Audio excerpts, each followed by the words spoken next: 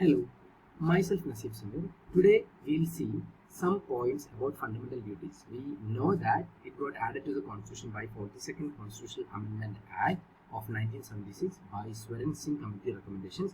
Initially, 10 duties got added, but by 86th Constitutional Amendment Act, the last fundamental duty, that is the responsibility of the parents to provide opportunities for education for children between the age of 6 and 14 years got added in 2002. Now some points which we can use in our mains answer. Okay, if a case come to a court in which the person wants his or her rights to be enforced, but if the court learns that the person is careless about his or her duties, the court will not be lenient in his case or her case. That is one thing.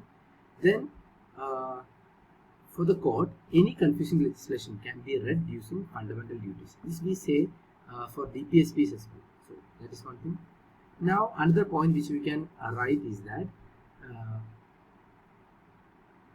the preamble to the Constitution, it contains fundamental rights. Okay, it gives the freedom like liberty for thought, opinion, speech, belief, faith and worship. Freedom, this particular freedom is given by the preamble. Okay, apart from that, preamble emphasize some obligations such as justice, social, economic and political obligations are there. This is for the people to mind. Okay, to mind the obligations regarding the justice, social, economic and political obligations towards others. That also you should not forget.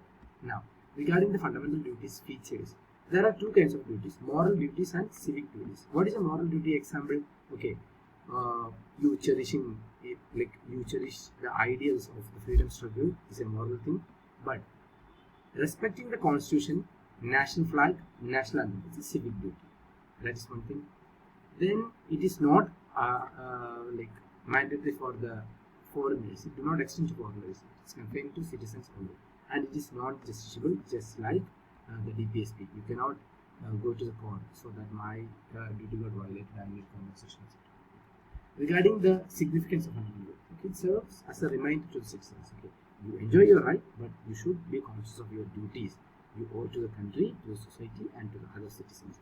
It serves as a warning against anti-national and anti-social activities. We know that we have learned a provision in the fundamental rights regarding the kind of promoting harmony and spirit of common brotherhood. Okay, transcending the religious, linguistic, regional, or sectional diversities.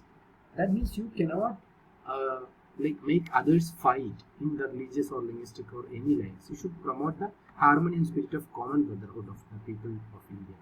So that is one thing. Now you cannot go for violence. Okay, it also condemns violence. It asks us to observe violence.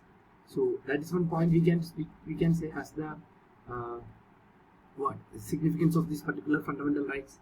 Now that is one thing. Then regarding other thing, okay, regarding some criticisms to fundamental rights, one thing, it does not cover some very important duties which should have been actually included, like casting votes, paying taxes, family planning, etc. is not included. That's why we know, because of this lack of family planning provision, how we are competing with China in population. Actually, we are above the Chinese population.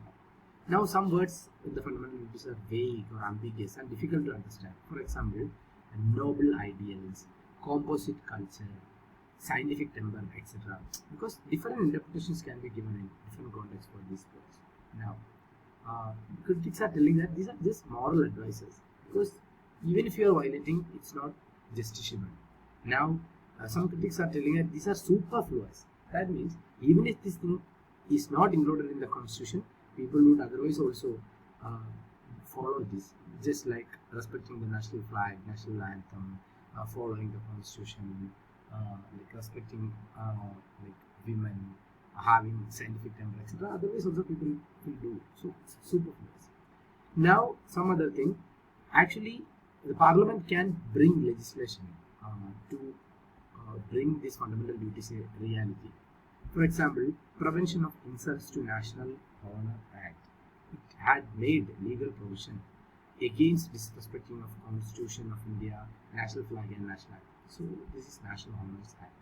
Now Protection of Civil Rights Act 1955 provides punishments for offences related to caste and religion, because we had seen here in the fundamental duty part, that is transcending religious, linguistic, regional and sectional diversities, you have to promote the harmony and spirit of common brotherhood. So religious, linguistic, regional or sectional diversities should not be used for initiating or inciting violence, etc. So that is Protection of Civil Rights Act. You cannot practice untouchability in religious grounds, etc. So that provides punishment for offences related to caste and religion. So that made the fundamental duty a reality. Now, Unlawful Activities Prevention Act of 1967.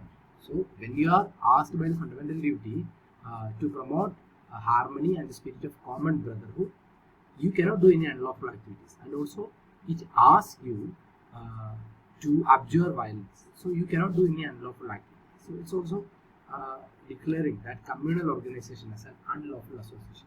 You cannot ask one community to fight against another community. So these are the provisions, right?